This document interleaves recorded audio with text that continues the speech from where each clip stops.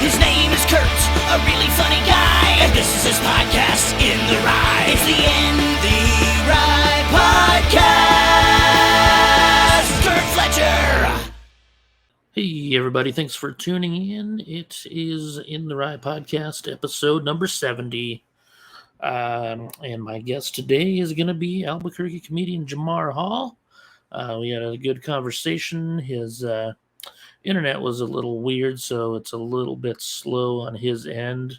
It was kind of like a via satellite type of deal when you're on the news, you know, and well, not you on the news, but when the news people are on the news and they're like, you know, they go check in with the lady on the scene or the dude on the scene, and there's that weird little silence for a couple seconds and stuff like that. And so that's what that was like. But it was a fun conversation. You know, it's cool to get to know Jamar a little bit better. I've been doing shows with him for 11 years, I think now, something like that. Just a little rundown on what I've been doing. I've been doing a lot of shows. I have not been doing a lot of podcasting, as you probably know if you listen to the show. The main reason for that is that my podcasting area that I work in here was kind of cluttered, and I had a PA system, kind of like, it was a big PA system, and it was like in the way, and I didn't want to move it all the time. So I just left it there and didn't record any podcasts. But I sold the PA system, and now I've got my little workspace back, and so I'll be working on doing these podcasts hopefully once a week. That's my goal. I always talk about that, and I never do it, but let's hopefully quit being a lazy butthole and get it done. I've been doing a lot of shows lately, though. Give you a rundown on those. Drink some water first.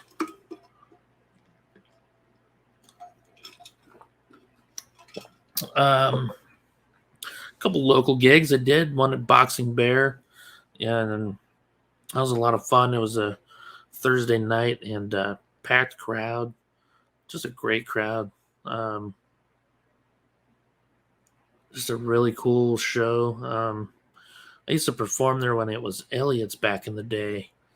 You know, I remember performing there with my buddies Anesthesia, who actually got to see perform on this past Friday night, which was awesome. But Elliot's was always a cool venue on the west side. But yeah, it's such a cool show, great crowd, like good energy, awesome lineup all the way through. And then I did a set at El Vado, which is like an old motel. It's still a motel, but it's also like got a cool little bar area, and like just got like a cool little setup for a show, and it was neat. Got to headline that one. Did a set in Alamogordo at a place called Carino's, which is like an Italian restaurant. They had a little side room for us where we did the show. It was me headlining, Eddie Stevens featuring, and AJ Martinez opened. So, I mean, they got a pretty kick-ass show. I mean, 3 dudes that can headline for sure. And they gotta see that. And that was a really good show. Fun little trip down there. We ended up driving back that night. Almost hit a deer. And we drove in the wrong direction for a little while. So that sucked. But overall, fun trip. World's biggest pistachio. The world's biggest. Jesus Christ! Christ! Look how big it is. That is a big pistachio. Yeah, I tipped over and killed a kid one time. Oh shit! I also did a headline set at the Inn of the Mountain Gods, which is in Mescalero, New Mexico. And I took my buddy Mike Ogden down there, Black Mike. Well, he drove, but I booked him on the gig with me, and he did an awesome job. And that was a pretty fun show. It was just kind of weird, like It's an older crowd down there, and it's mostly Texans, a bunch of old Texans, and I don't know. This one guy just kept shouting shit out, and I don't know, kind of ruined the show here and there. But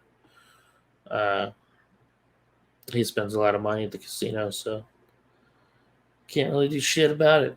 Maybe I'll put some clips up. I had some pretty fun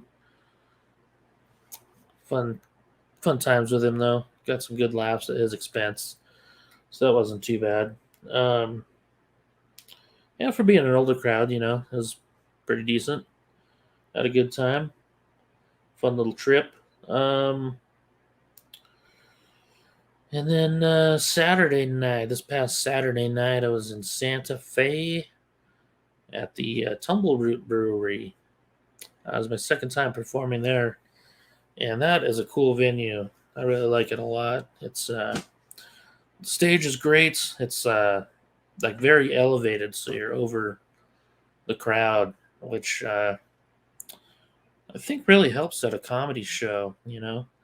It's nice to be that high, and I don't know, just a good feeling. And man, what a great crowd! They're really good. Just the whole lineup was super funny. Cool little trip. Got to see my buddy Ariel, who used to do stand up and doesn't really do much anymore, but got to have breakfast with him and catch up with him and stuff like that. And it's cool to see him. He used to go on the road with me every once in a while, and we worked at the comedy club years ago together, so good catching up with him. As far as shows coming up, I got this week I'll be in Tucson, Laughs Comedy Club, the 28th and 29th with Steve McGrew, good buddy of mine. Tickets are on sale at laughstucson.com. I'm also going to do my 22-year anniversary show August 5th. I got to nail down the details for that. Once I do, I'll post the shit out of the ticket link and everything. And then September 22nd, 23rd, I'll be at the Stir Crazy Comedy Club in Glendale, Arizona, with my buddy Tim Gaither. So that's will be fun. So check that out. All right, everybody. I hope you enjoy my conversation with comedian Jamar Hall. All right, everybody. My guest today is Jamar Hall. Say hi, Jamar Hall. Hi, Jamar Hall. How y'all doing? Man, it's good to have you on. I haven't done an episode in a while. I get pretty lazy with it sometimes. Sometimes I'm like, yeah, I need to record a podcast. And then like 2 weeks later, I still haven't recorded one.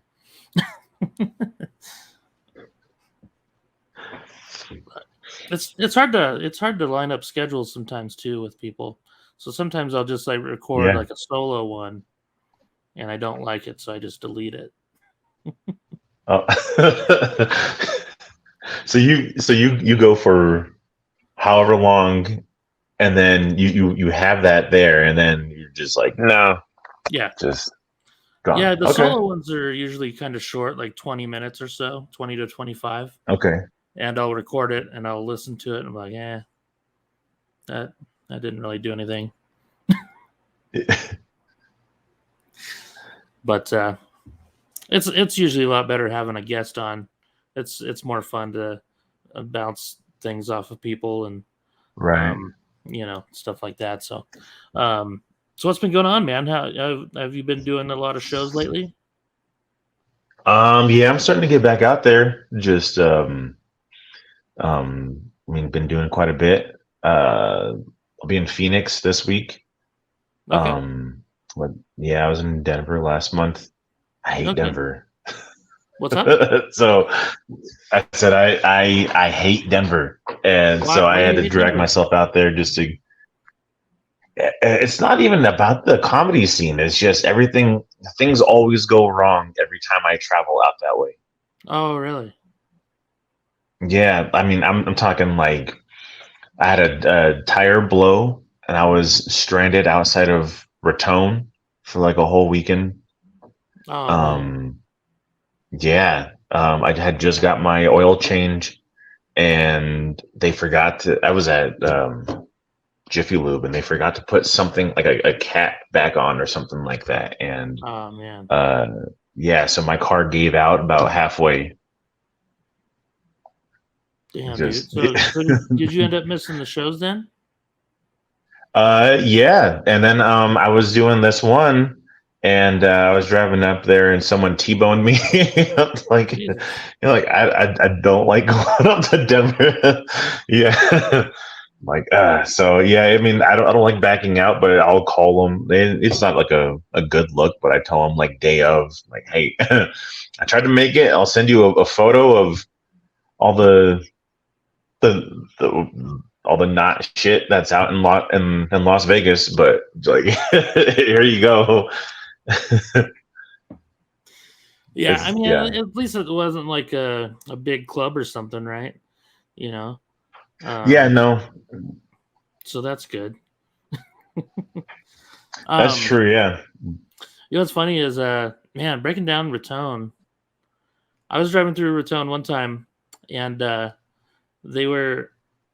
It was a weekend. You could tell the guy was like the weekend radio guy. He was terrible, and he was trying to choose his words like very carefully on this breaking news story that was going on.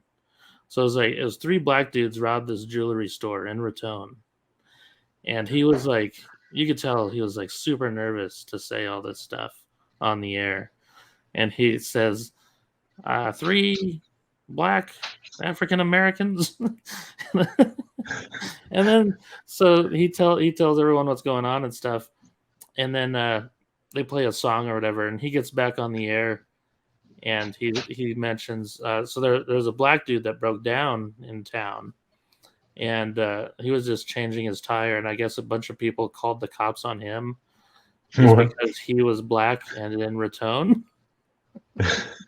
So they thought he was with the jewelry thieves. But he was not. So he had to come on that radio and tell people not to call the cops on this guy. Wow. He had called in like, hey, not me. Yeah. He was like, I don't know what's going on, but Man. yeah. Yeah, just something. Yeah, I have nothing against Denver. It's just the drive. Something always goes wrong. And I'm like, Yeah. all right, here we go. That sucks, man. Because I mean the not only the comedy scene is awesome, but the people in Denver love comedy. Like there are so many venues, Okay. and they're just always packed. Like, I mean, not just like the comedy clubs, but like the independent rooms on Friday and Saturday are packed. I mean, sometimes on the weeknights they're packed. You know, like it's crazy. Like the new talent night just at Comedy Works alone on a Tuesday. Like, you know, some nights they'll get 300 people in there on a Tuesday. Like it's nuts. Man. Yeah. Wow. Okay. All It's just right. a great comedy town, man. So quit fucking up your car and get up there. Yeah. All right. Because I seriously would put Denver's comedy scene up against any scene in the country. Wow. As far as like not just comics, but like comedy viewers, like people going to comedy shows. Like it's awesome. Okay. All right. Yeah, so get your ass up there. Yeah. Even if you have to take a Greyhound bus or something. I wouldn't recommend that, but All right. All right. yeah. What do you have a favorite like a favorite city that you do go to perform? Where you never break down? Yeah. Right. You know, I will always speak highly of the El Paso comedy scene. Yeah. Yeah. And one city that I really liked was Seattle. You know what? Salt Lake, they surprised me. I went up there and I thought it was gonna be very clean cut and Mormon. The complete opposite. Oh, really? Yeah. That's cool. Yeah. I've never performed there. I was booked to do a show there or like a weekend there like a few years back, and they just canceled it. I don't know why. But Yeah, it was just kind of a random booking. It wasn't at a club or anything. But it was like a weekend spot, and I don't even know what the venue was. But they asked me to come out there and open, and but then they canceled it, so I never got to go. So I've never actually performed in Utah. Oh, okay. Yeah, that I was at Wise Guys. That's a good room, and yeah, just like that. I mean, I think the way you describe Denver is how Salt Lake is. Oh, really? Mm-hmm. That's cool. Yeah, I know the owner of Wise Guys. He used to come to Laughs and perform every once in a while. Long time ago. Oh, okay. Yeah. Huh. But yeah, Seattle. Yeah, he just opened Seattle's up. great, man. I've never been there, but I know a ton of comics from there, and some really, really strong comedians. Yeah, their whole vibe is completely different. Just like how they structure jokes. I was on a show with, I think it was like 12 of us, and every comic was from Seattle, and they all had a similar like vibe and like a style. And so it was interesting. Just yeah, I mean, I would think it was like a regional thing. Yeah, I'm curious if there was like a comedian from there that kind of made it or started before those people, and they kind of like not on purpose like emulated them, but just because they saw them around so much, they kind of took the style on. Yeah. I'm curious. Yeah, I have no idea who's from Seattle. Yeah, I know some people. There's a guy named Gabe Rutledge who's really good. He's been doing it probably close to 25 years now, and he's one of my favorite comics. I've worked with him a bunch of times at different clubs and stuff, and he's just so funny. Like, and it's funny for everyone too. Like he's such a good writer. Like it's family. It could be family friendly stuff. He could do dirty stuff. Like just whatever he does is like really funny. Like it's just universally funny. And he's probably got like 4 or 5 albums out now or specials. But yeah, he'd be a good one to check out. Gabe Rutledge, super funny dude.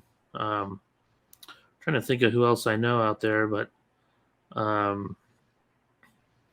can't think of any names off the top of my head right now. And then, of course, as soon as we're done recording, I'll think of like 15. But yeah. Did you do any of the clubs out there in the Seattle area? I did Laughs at was it Laughs Seattle or something? Yeah. Mm-hmm. Mm-hmm. Is that a good room? Yeah, it was a pretty good room. It was there's not a lot of color in that room. That's one thing that I remember. Just like okay, yeah, like all right, yeah. But yeah, it was a good room. It was like very polite heckling. Oh wow, okay. Yeah. Mm-hmm. Nice. Yeah. I feel yeah. like No, I've been around a long time.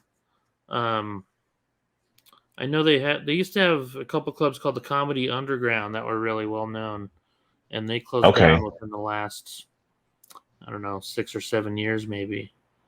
But they used to have like a really big comedy contest there, the Seattle Comedy Competition. Did you ever hear that? Oh, yeah. Now they do a comedy contest out of Nate Jackson's really? comedy club. Yeah, and I don't know I think he's in Tacoma. Okay. I wonder if that's part of the Seattle one or if it's a different one. Because Seattle and San Francisco were like the 2 biggest ones in the country for years, like starting in the 80s and stuff. Yeah. Yeah, I know. I'd say like maybe like the last 4 years, maybe 5 years, Nate Jackson's comedy club has been pretty big, and that's cool. Yeah. Nate Jackson. I remember meeting him once.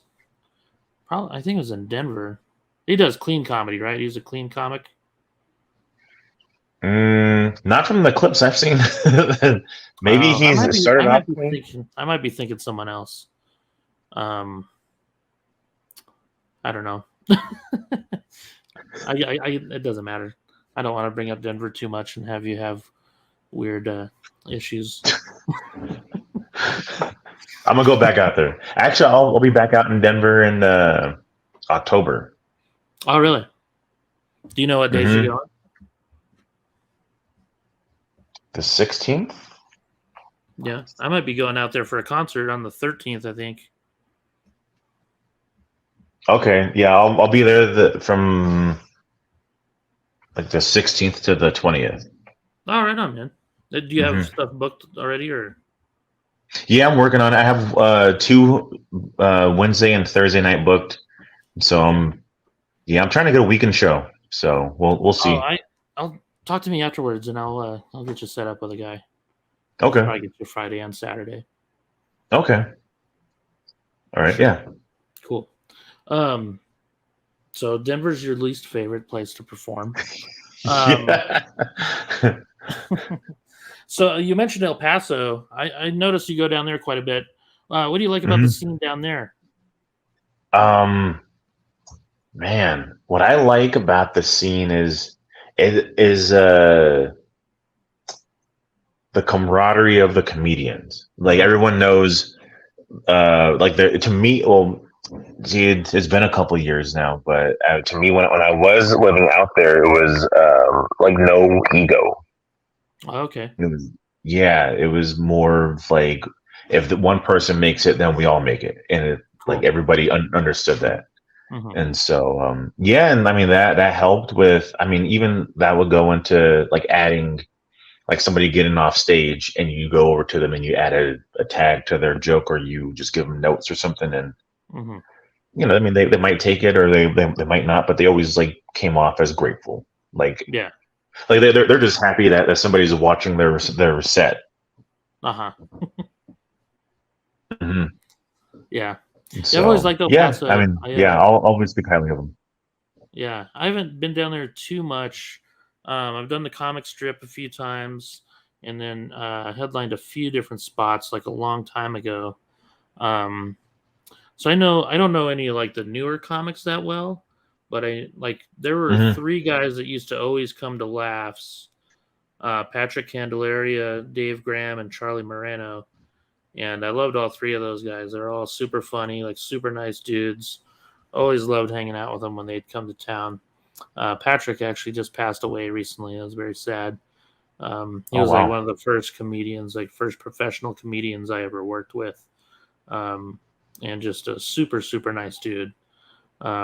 He gave me quite a few really solid taglines and, kind of helped me structure a few different jokes, like, so they'd work a little better. And, always be grateful for that. He was just a cool dude, just one of the nicest dudes in the business. And it's always cool running into people like that. Have you run into any assholes in the business? All the time. Yeah. It's man. Yeah, I mean, I think once, I mean, this might go with like any performing artist. Like once you spend enough time in the business, you feel like you're owed something, and you got to pay dues. I have not run into these people yet, but the type of I've seen these comics on Facebook, the ones who say, if you're either opening or featuring for a headliner, it'd be in your best interest to dumb your joke. Like, don't be funnier than the headliner. And it's kind of like a headliner that can't follow everybody that says that. Yeah, yeah, and I haven't met them in person, but I like comics that I follow. I always see them posting that. Just if you want to get booked again, then don't outshine them. Like, I mean, that's the way you get bumped up to headline, is make it hard for the headliner to follow you. So, I mean, that's pretty fucking stupid. I actually had an instance one time years ago at Laughs. I was I guess I was featuring for the guy, but I wasn't doing like a full feature sets. Like me and my buddy were like, we're both openers at Laughs, and we were both doing like longer opening sets, if that makes sense. Like we were both doing like, I guess we're co-featuring. So we were each doing 20 in front of this guy who was doing like an hour. And he comes up to me before one of the shows one night, and he hands me like a $5 bill. Like he slides it to me on the table and he goes, "Hey, don't be as funny tonight."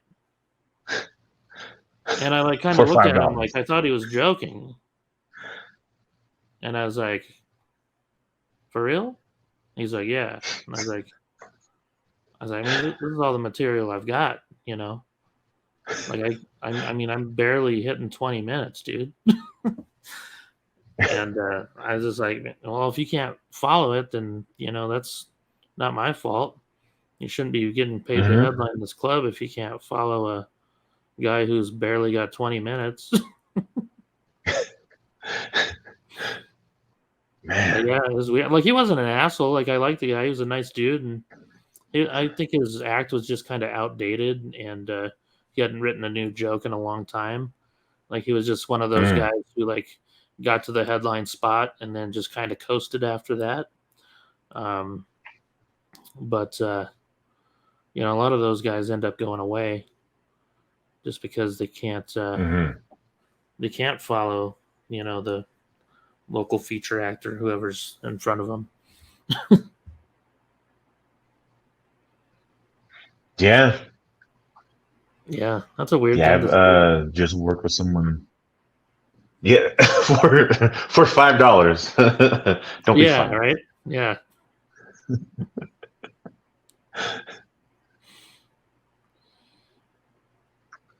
But yeah, no, I recently worked with someone who you could tell that their act was a bit dated, and had somebody sitting on it with me, and I just asked them like, "Hey, what would you think about the show?" And they said that you could tell that they have not changed their set for however long they've been telling this. Like,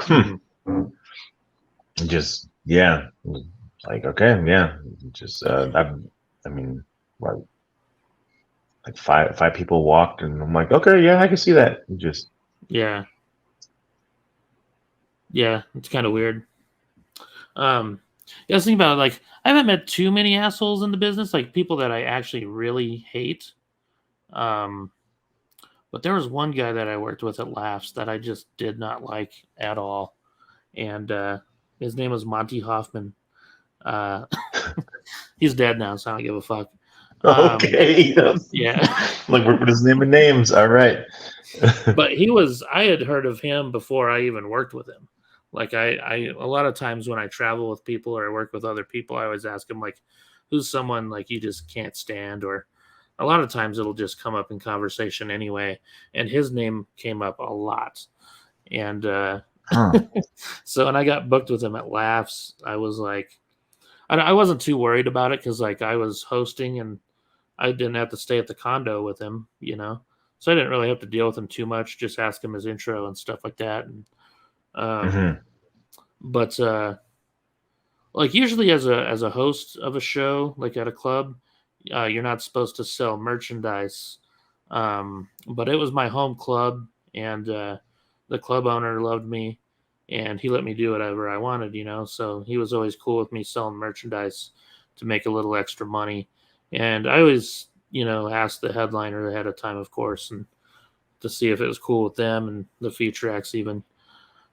And so, yeah, when the week started, I asked Monty if it was cool if I sold shirts. And he was like, yeah, no problem, you know, and he was cool about it. And then my buddy that was featuring was actually staying at the condo. And he overheard Monty like talking shit about me on the phone, like for selling T-shirts. So he texted me and told me, and I was like, oh shit.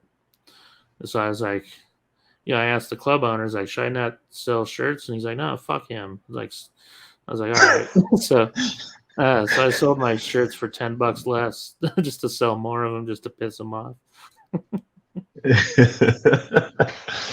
You know, that reminds me. I wouldn't say that this comic is an asshole, but they're an up and coming comic who I got to host and work for at Revel, and I just didn't like them. Like it just like their presence, like the moment they walked in, just irked me. Like it wasn't. Yeah. I mean, they're a funny comic. Like I didn't get to talk to them enough to dislike them as a person, but they had an entourage with them. They weren't talking about nothing. Just off stage, they were just like, I'm just trying to vibe, man. Just back, I'm just trying to chill, bro.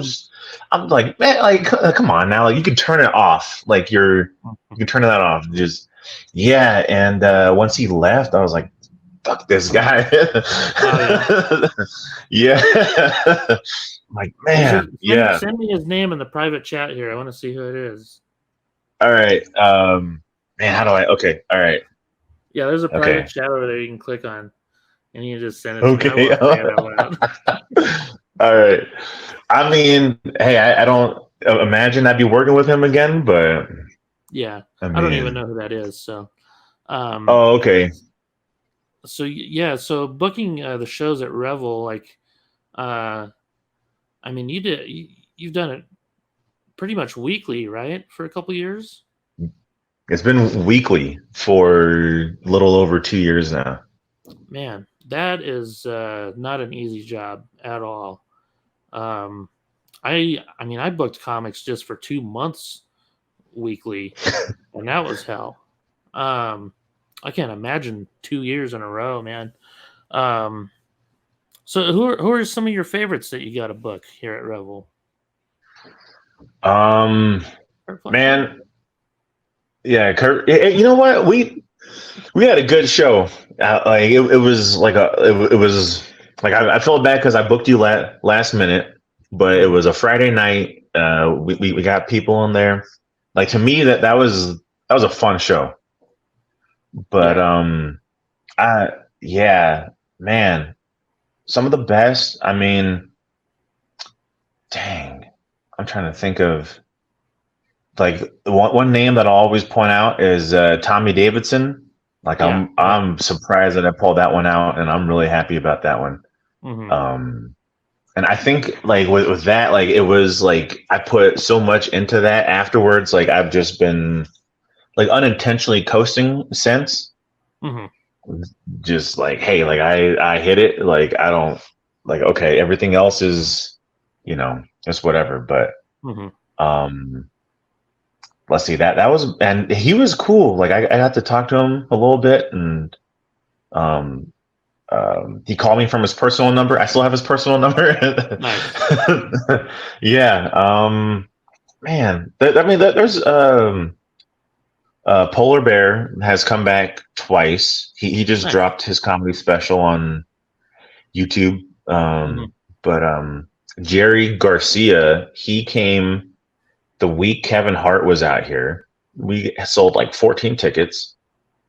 And with that one, he came to me afterwards, and it was a terrible show. But he said that he believes in the room, and he's willing to come back again.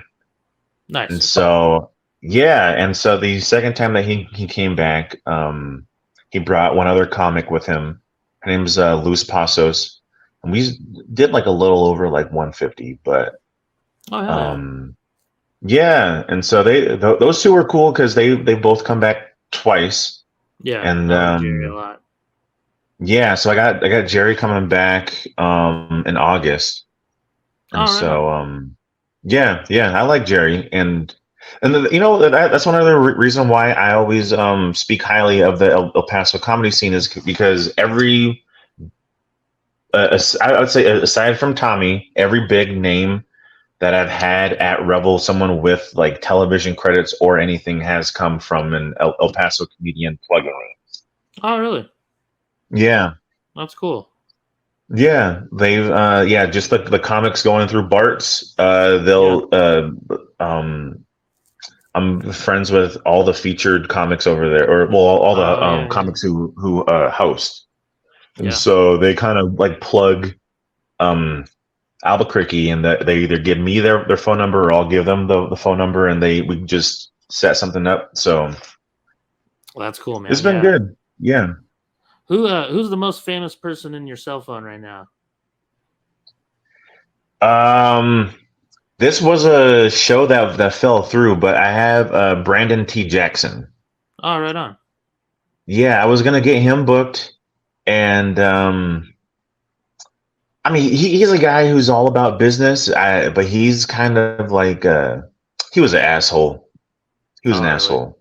Yeah. Like he like to where like he kind of like, I'm gonna say, intentionally like made me feel like shit. Like really? just like, yeah. But I mean, yeah, it was I was gonna get him out here. We were about to lock it in, and just didn't feel like it was worth it.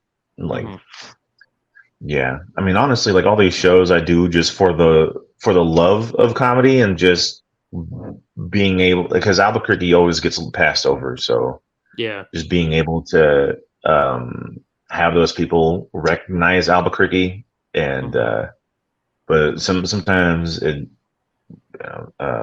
not worth it. Like as far as how much money you'll be losing. Yeah, Jerry Garcia actually. I performed with him in LA one time. We were doing it was the funniest person in LA contest.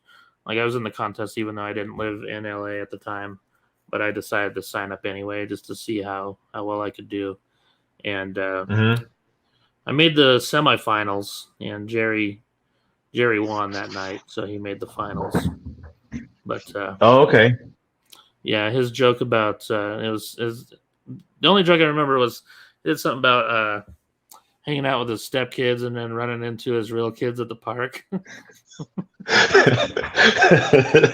no, that one. Yeah, I like his like his whole thing about it not being his weekend and all that. Like just yeah. Yeah, super funny stuff, man.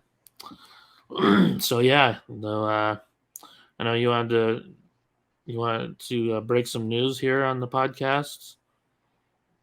Yeah, hey, yeah, so as of August 30th, that'll be my last show with Revel. Yeah. Did they fire you or? No, no, yeah, I pulled my dick out on stage and they caught it on camera. So well, that's good that they give you like a 1 month notice, though. Just no, I don't know. It's a few things. Like one thing. I mean, I kind of want to do my own thing now. Just I mean, well, that's one thing, and to me, it no longer seemed worth it. Like it, like once the business gets involved with anything, it takes all the fun out of it. Yeah, and so, in all honesty, like I was losing more than like the amount of money that I was losing took all the fun out of it. For sure. Yeah, just like the obligation of all of it. Yeah. It's good for your comedy career going forward that you did that, though, for as long as you did. Like just seeing like the business side of comedy. A lot of comics don't get to see that or experience that, like especially at the level that you got to, you know. And I was always thankful that I got to start out. You know, I worked at a comedy club for so long that I got to see like, you know, everything that went on behind the scenes and stuff like that. So I understand like, you know, what it takes to run a comedy club and a comedy show and, you know, not just, you know, writing jokes and shit like that. So I think that's, you know, a valuable thing that you learn there. So that's really cool. Yeah. I mean, I've been thinking about doing it for maybe like the whole year and just, but what happens is, I'm not sure if you have this where you like might even think about quitting comedy and then you have a conversation with someone like, or even a comic, and then it like just reignites the whole spark. I've quit And then, comedy 3 times in the last 7 or 8 years. okay. The thing that always Yeah, I makes mean, me come back is, I've put so much into it. I've been doing this over half my life now. And every day I spend time doing something comedy related, like every single day of my life. So if I mhm, quit, it would just like I wouldn't even know what to do. You know what I mean? Um, mhm. but yeah, one time I did quit, and it was like a week or maybe 2 weeks. I'd been done. I hadn't done a single show, hadn't written any jokes, hadn't even looked at a notebook or anything. And then one day, I get an email from a booker that I hadn't worked with in a couple years, and they asked if I wanted to do this new room in Indiana, and I just kind of let it sit there for a bit, and then a buddy of mine texted me and was like, "Hey, you want to open for me at the Laugh Factory in Reno?"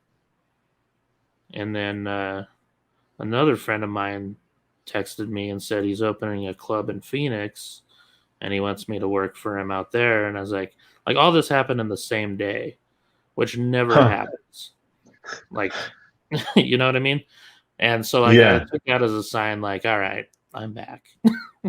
Yeah. So I booked like 3 weeks, just within a couple hours in the same day. And I was like, all right, I'm going to do this. And I'm just going to I'm going to work really hard and make it happen. And then I was doing that. And then COVID happened. And Ah. I always seem like I have some momentum going. And then something ends up happening, Like my car breaks down in Raton or something. Right? Yeah. Yeah. Yeah, I was getting ready to send Rebel the email that I won't be doing the shows anymore.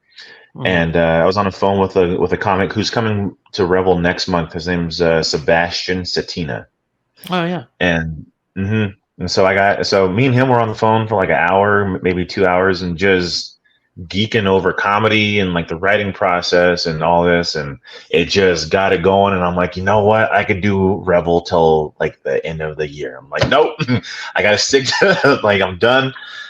But just those conversations, just when you talk to people who are passionate, and just yeah, and that's what's kept me and so I finally had to just cut ties, because I'm like, man, this is, because yeah, I was doing I made all the flyers, I booked all the shows, I produced everything. You did all the social media stuff, right? All the social media stuff, and just having to do that. And yeah, so all Revel did was, I mean, it's not like all they did, but they provided the space and they gave me free range. Yeah. But I'm like, can y'all help a little bit? I'm going crazy over here. Yeah. Yeah, because all that is so time consuming, you could have spent a lot of that time working on your own stuff, Mm-hmm. Yeah, I mean, one thing that I'll say, I mean, people have noticed that, I mean, doing this for 2 years, it's helped out with my stage presence. For sure. It seemed like some, yeah, I feel like now it feels like when I'm doing my own stuff, it feels a lot more deliberate. Yeah, your confidence has definitely grown on stage for sure. And I would imagine that the networking is huge too. That's how I got most of my gigs starting out, was just comedians that I had worked with at the comedy club here.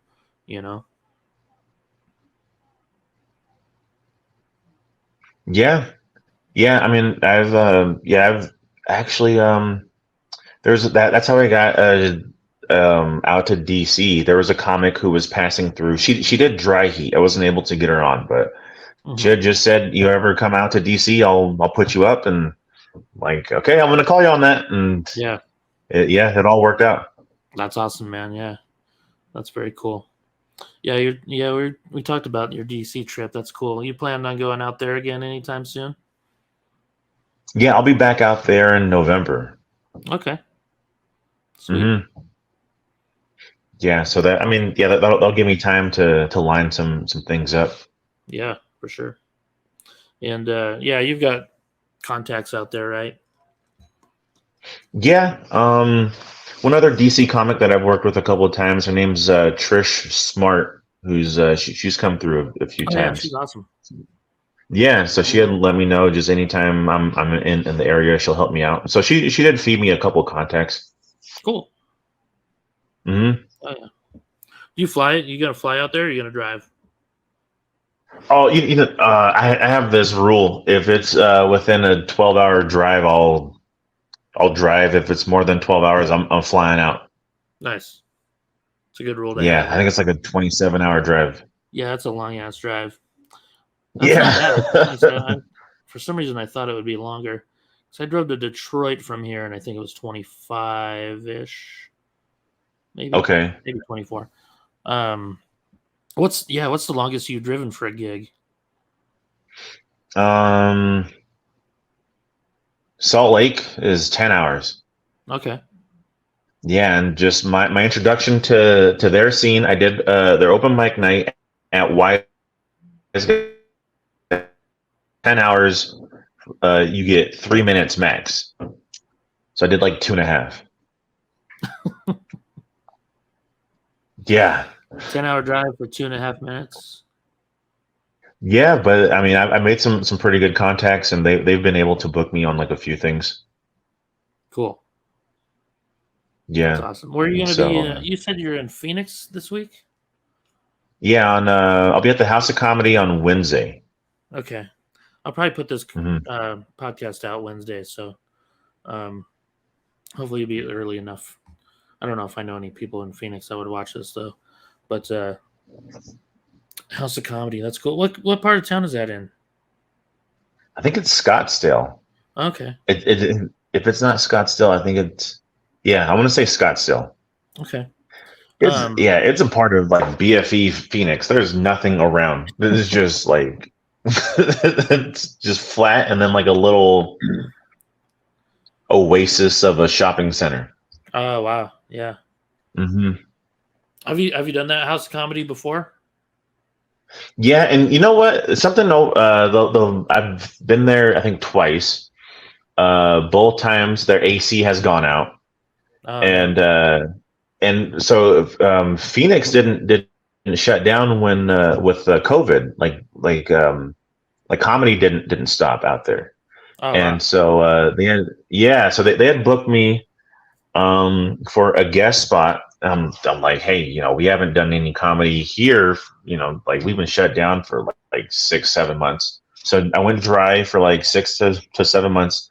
Got booked for a guest spot, bumped to feature. I'm like, okay, I can do 20 minutes. So I'm like going over all my old jokes, trying to relearn all my set and everything. And then when I got there, they bumped me up to headliner.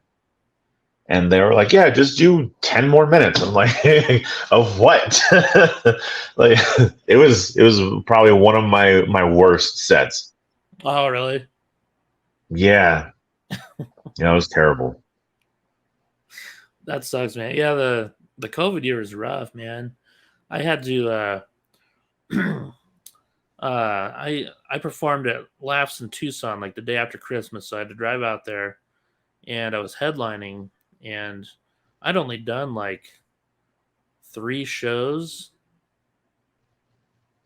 in like the last couple of months, and a couple of them were online, so they're only like 5 to 7 minute sets, and I had to do like a headline set, and I was like, shit, I don't know if I could do this. So I had to listen to my album like while I was driving out there. And I was like, oh yeah, I remember that one. So I was trying to like write down notes as I'm driving and shit, And then I show up and I have to follow Craig Gass, who's fucking hilarious. Like he does voices on Family Guy and shit and like headlines all over the place. He's just in town like visiting family for Christmas. So I gotta follow him. But it went all right. It was pretty good for not being prepared. So, but Mm-hmm. yeah, the COVID year is rough, man. It was just bad all around for comedy. The year after that wasn't that great either, but now I think it's starting to pick up quite a bit. So that's not bad. Yeah, I think so. Did you started comedy in Albuquerque, right? Yeah. Okay. Nexus was my first open mic. Oh no shit. Yeah, I reached out to, who was it? AJ Hmm. Martinez, Sarah Kennedy, and Matt Peterson. Okay. And yeah, I reached out to them, just asking like, how do I get into it? And Yeah. then they told me about Nexus. And then I remember AJ had a show at Elliot's. Hmm. Um, and I remember who was on that show. Drew Wayne was on there, but he had said, if you're serious, come to the show, check it out, and see if this is something that you want to do. Hmm. And so I just sat in on it.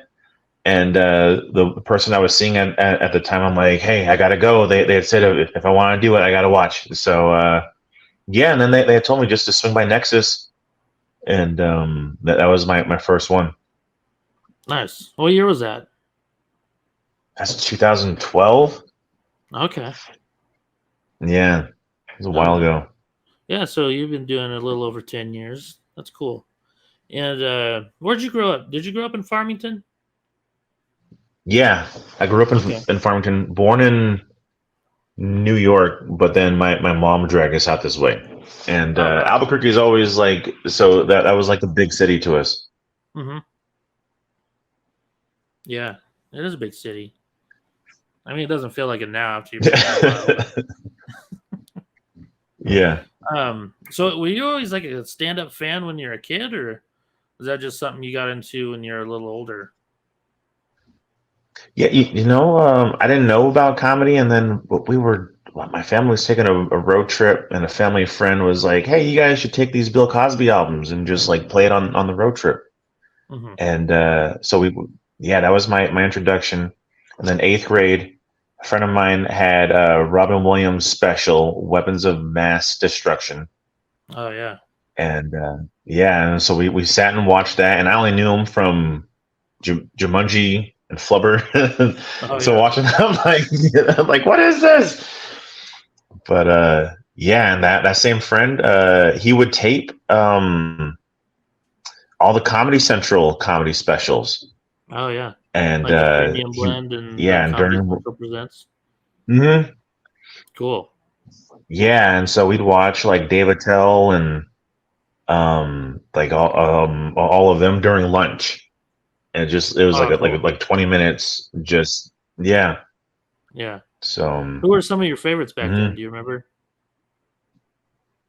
Man, I liked see back then.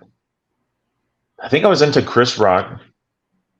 Dave Chappelle had just put out his Killing Them Softly special, Oh yeah. That's so I still in my watched. top Yeah, five. I quoted that a lot. Hmm. And then um LimeWire had become a thing, so I started to like download all the bits, and I downloaded George Lopez, Rodney Dangerfield, and what's his name? There's one comic. His name is dang. I'm gonna I want to say Bob Hope. It's not Bob Hope. It's the guy who played Papa Elf on Oh, Elf. Bob Newhart. Bob Newhart. Yeah. He's in my top five. Yeah. I had one of his records. Okay. Very funny. All right. Yeah. Yeah. Yeah. Yeah, I Yeah. grew up He's definitely watching in the my Newhart top five. show. Yeah. That's awesome. Yeah. He has this bit about a driving instructor, Hmm. and just the way he does it. Like I don't think anyone else could. Like I haven't heard like any other comic like him. Yeah, his style is so unique. Like, I've never seen him perform, like a video of him performing, but like just listening on the record, was just so unique. Like it didn't have a stand up feel to it. Like Mm-hmm. yeah, but it's super funny, just so funny. Yeah. And so there was yeah, I mean there's yeah, so like guys during his era I was getting into. I mean I got into what's her name? Oh man, Joan something. Dang, I forgot what her name Joan was. Rivers. Joan Rivers. Yeah. Damn. Yeah, and then the one guy, the dude who would always say, "Take my wife, please." Oh, oh my God, Benny. Eddie Youngman. Yes. Yeah, Yeah, yeah. Henny. yeah, Yeah. yeah. So That's yeah, like awesome that you all know those all old those school old guys. school people. Yeah. So before we get out of here, who are some of your current favorites? Like, do you listen to comedy or watch specials at all? Since I mean lately I stopped just because I don't really want to be like influenced by anything or like a that like kind of like it's like a fear of mine to like I'll like write out a set or something and it kind of sounds like someone. Yep. But Bill Burr is one of my top. I'm a big Joe Coy fan, Hmm. and I loved his last and like special. all the new school guys. Yeah, yeah, he was good. Josh Johnson is one of my favorites. I don't know if I know him. Yeah, Josh he's like Johnson. Let one me of write that the down. yeah, him and Erica Rhodes is she's Oh, solid. Um and dang, now there's so many people running through my head. But yeah, like those people, like if I see them put out anything, I'll definitely sit and watch. yeah. Yeah. My favorite right now is probably Chad. Sadiq. Who's that? Ali Sadiq. He's Oh probably one yeah, of yeah. the yeah. I know who he is. Yeah, yeah. He's great. He just recorded a new one pretty recently. It's one of Yeah, my buddies Domino that 2 or something like that. yeah. Yeah. One of my favorites is Chad Daniels. Have you ever listened to him? I'm gonna write his name down. Yeah, he's got like 6 albums out that are all hilarious. Um, I would recommend you booking him at Revel, but you're not going to do that anymore. So Yeah. Yeah, I don't know what I'm gonna do next. I mean, it's kind of funny the moment I emailed Rebel, I've had a few offers to kind of collaborate. yeah, Um, yeah, there's a few venues that have reached out to me. So, I mean, I don't know what's gonna happen right now. I'm just trying to get my own stuff out. yeah, I really for want to sure. cut an album. Oh, that'd be great. If I yeah, that's what I want to do is like I'd be like to me like that. I just want like one album Hmm. on Spotify or something. Like if I had Yeah, something to like show, then hmm, I'd be happy. yeah, it'd be great, man. That'd be really cool. I have one out on. Pretty sure it's on Spotify. I know it's on Apple for sure, but yeah, I Mm. want to record another one for sure. The one I recorded was like at a small crowd. I still liked it though. Otherwise, I wouldn't have put it Hmm. out. But I think there's like 15 people in the crowd. That was a good album. I listened to it. Oh, thanks, man. Yeah, I thought it was cool. You know, it was like, Mhm. I mean, all the 15 people there are all my friends and stuff like that. So, you know, it was cool. And I got to record it in Albuquerque. And it was like the only weekend I was really available because I was on the road so much. And I was living in Tulsa at the time, you know. So I came back to Albuquerque to record it. But it was like Halloween weekend, which is like one of the worst weekends to do comedy. Mm. Everybody's at Halloween parties and shit. And it's like, I don't know. Yeah. It's really hard to get people to come to a comedy show on Halloween weekend, but that's what I did. And I was like, well, I paid money for the recording and everything, so I'm just gonna put this one out.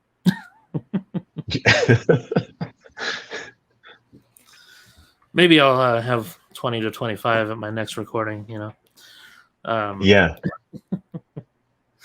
Well, cool, man. Where can people find you? Do you have a website or no? I don't have a website. I've been dragging Damn my it, feet on Jamar. that. I'll get one up soon. I know. You better. I don't. I don't. I don't have enough content to me anyway Yes, you to have do. a Yes, you do. website.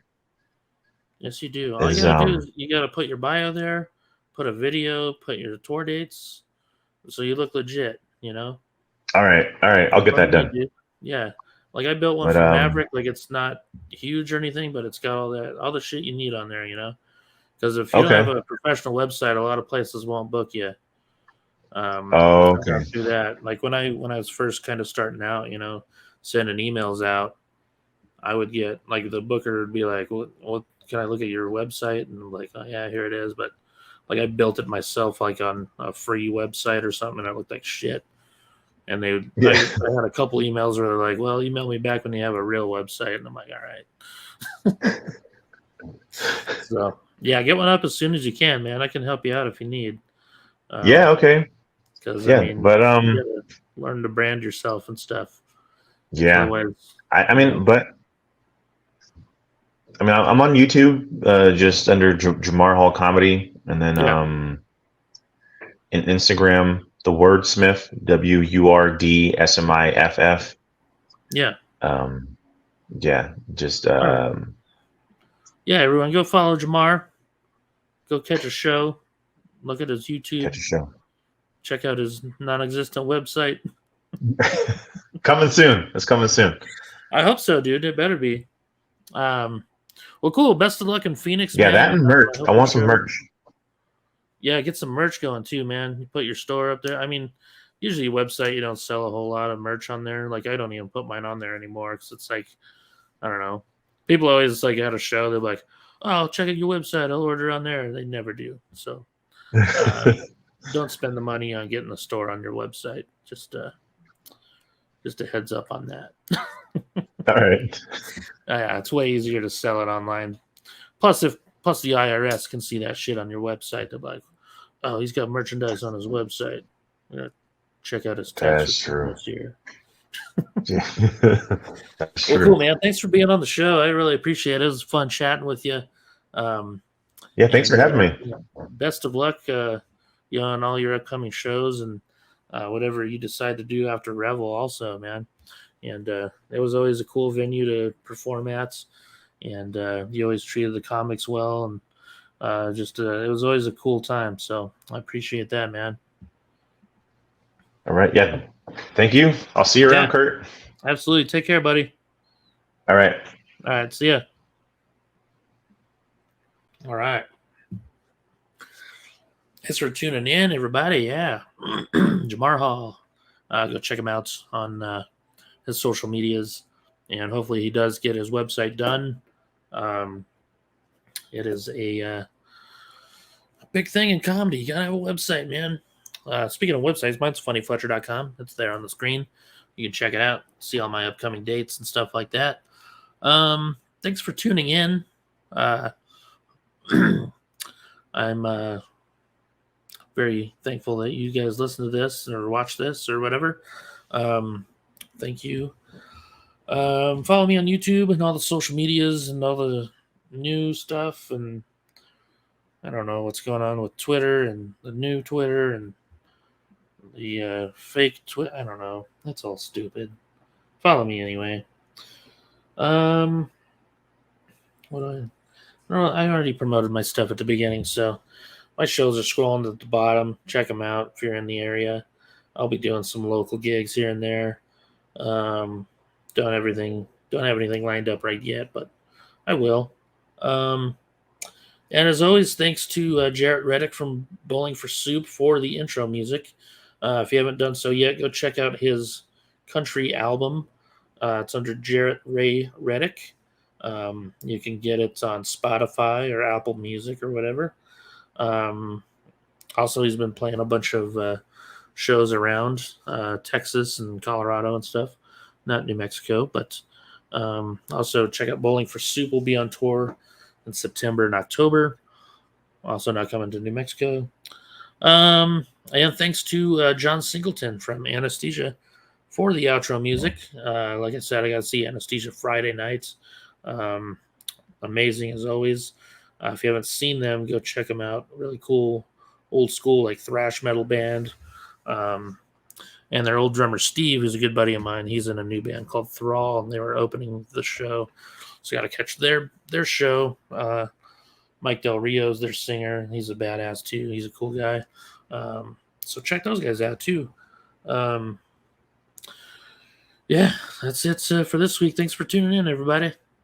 Bye.